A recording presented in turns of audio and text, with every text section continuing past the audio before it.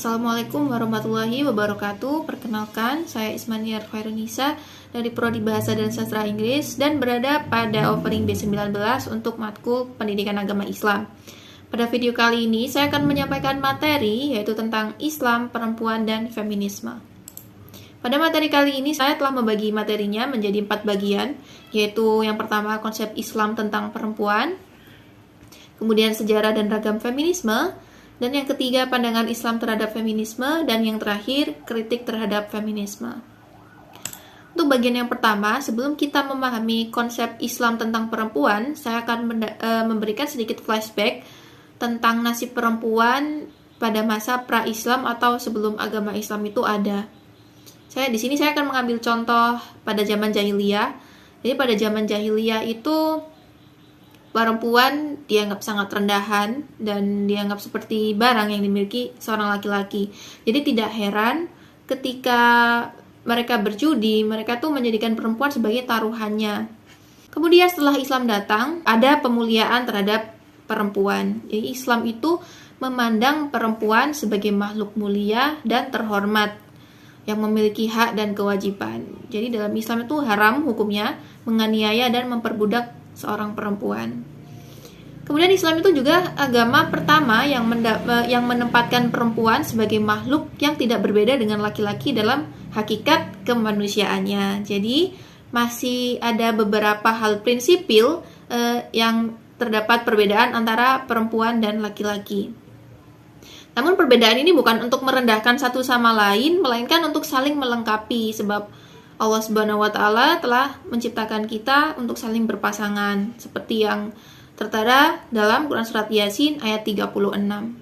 Nah, kemudian apa sih kesamaan kedudukan perempuan dan laki-laki? Yang pertama, kita tuh manusia dengan segala potensinya. Jadi, maupun itu laki-laki atau perempuan, kita memiliki potensi yang sama. Kita sama-sama diciptakan dalam bentuk yang sempurna, baik laki-laki maupun perempuan, dan memiliki potensi menjadi khalifah dengan tugas memakmurkan bumi. Kemudian kita memiliki beban taklif yang sama. Jadi Islam tidak memandang maupun itu laki-laki ataupun perempuan, ketika kita berbuat maksiat, ya kita mendapatkan dosa. Dan sebaliknya, ketika kita mengerjakan amal soleh dan beribadah, kita akan mendapatkan pahala, tidak memandang gender. Nah, kemudian apa sih perbedaan perempuan dengan laki-laki? Dalam Quran Surat Ali Imran ayat 36, Allah Subhanahu wa Ta'ala itu telah menegaskan ya bahwa secara kodrati laki-laki dan perempuan itu memang berbeda. Nah, letak perbedaan ini menurut Kiai Haji Ali Yafi sebagian besar menyangkut dua hal, yaitu perbedaan biologis dan perbedaan fungsional dalam kehidupan sosial. Nah, akibat dari perbedaan-perbedaan fisik, biologis, psikologis, maka muncul perbedaan fungsional. Dengan adanya perbedaan fungsional ini, muncul kewajiban yang berbeda pula, baik berkenaan dengan fungsi, kedudukan, maupun posisi masing-masing dalam masyarakat. Nah, contohnya apa? Misalnya kalau perempuan, aurat itu seluruh tubuh, kecuali wajah dan telapak tangan. Sedangkan laki-laki, auratnya hanya pusar sampai lutut. Kemudian warisan. Nah, kalau perempuan itu warisannya 1:2 dengan laki-laki. Kemudian sholat Jumat, perempuan itu sunnah, sedangkan laki-laki itu wajib, dan khotib itu harus laki-laki. Kemudian karena laki-laki itu menafkahi keluarganya dan memiliki kemampuan yang lain, maka Islam itu memilih laki-laki sebagai pemimpin keluarga. Kemudian dalam Islam juga terdapat hak-hak perempuan. Di sini saya akan menjelaskan secara singkat ya, antara lain politik, bekerja, hak belajar, hak sipil, hak berpendapat, hak pengajuan cerai. Kemudian saya akan menjelaskan tentang sejarah dan ragam feminisme.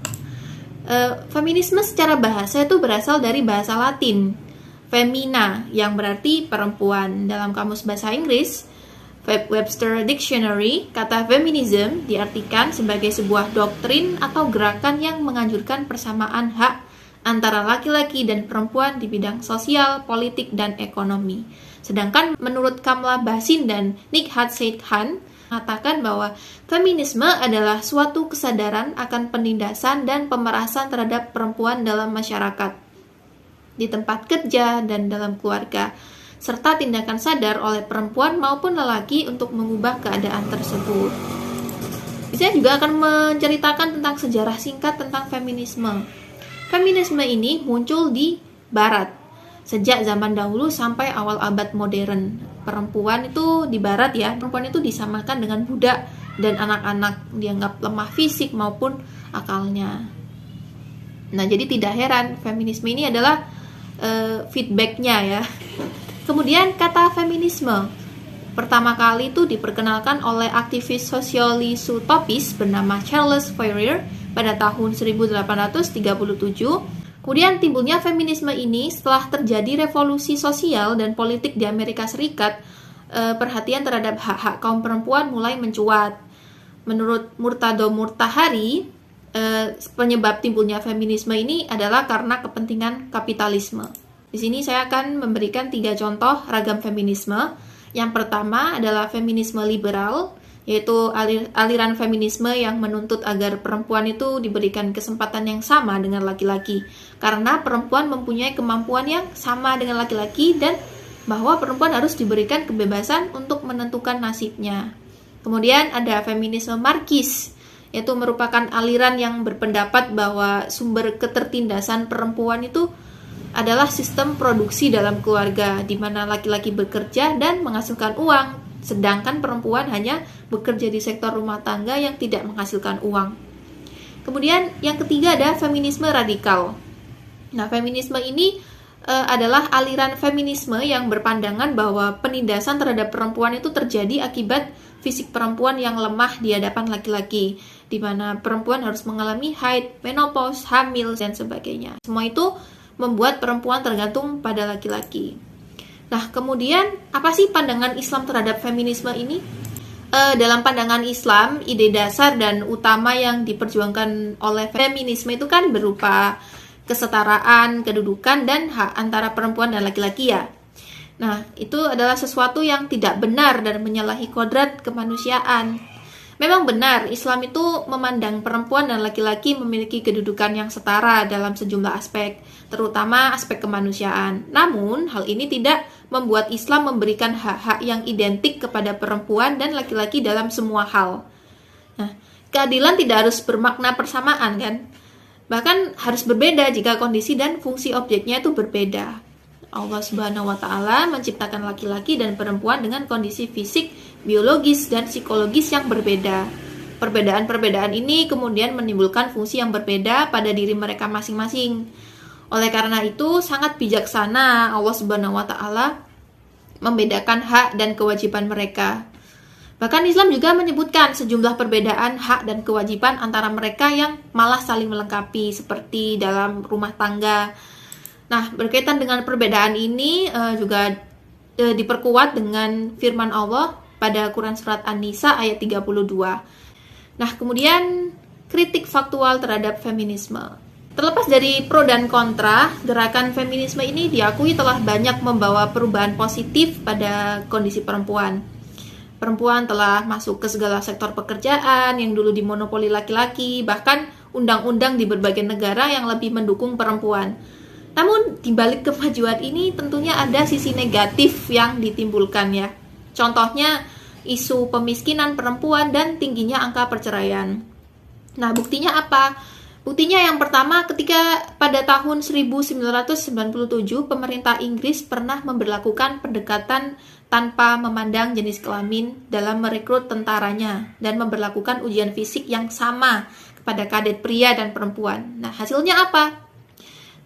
Yang terjadi adalah tingkat cedera yang tinggi di kalangan kadet perempuan. Kemudian yang kedua, eksperimen penerapan persamaan laki-laki dan perempuan juga dilakukan negara Skandinavia. Mereka itu mengampanyekan agar laki-laki tidak malu bekerja di sektor domestik dan di sisi lain mendorong perempuan untuk bekerja di luar rumah dengan cara menyediakan tempat penitipan anak dalam jumlah yang banyak. Dan hasilnya apa? Di Norwegia pada tahun 1969, perempuan bekerja yang memiliki anak itu meningkat menjadi 69%. Sedangkan di Denmark pada tahun 1985, anak usia 6 tahun ke bawah yang diasuh ibunya itu hanya 5%. Nah, kebijakan ini tuh berdampak besar ya pada runtuhnya keluarga, dan pada saat ini juga homoseksual kini dianggap sebagai sesuatu yang lumrah. Jadi kesimpulannya, feminisme itu bukan pilihan yang bijak dan benar untuk memajukan dan mengangkat martabat perempuan. Meskipun begitu, umat Islam perlu mengambil sisi positif dari munculnya feminisme ini. Islam adalah agama yang sempurna yang di dalamnya terdapat konsep yang utuh tentang perempuan. Menjadi tugas penting umat Islam untuk memahami konsep yang benar tentang perempuan menurut Islam dan menerapkannya dalam kehidupan berkeluarga dan bermasyarakat. Dengan demikian, umat Islam tidak perlu melirik ideologi lain guna memecahkan masalah perempuan. Saya kira itu dari saya.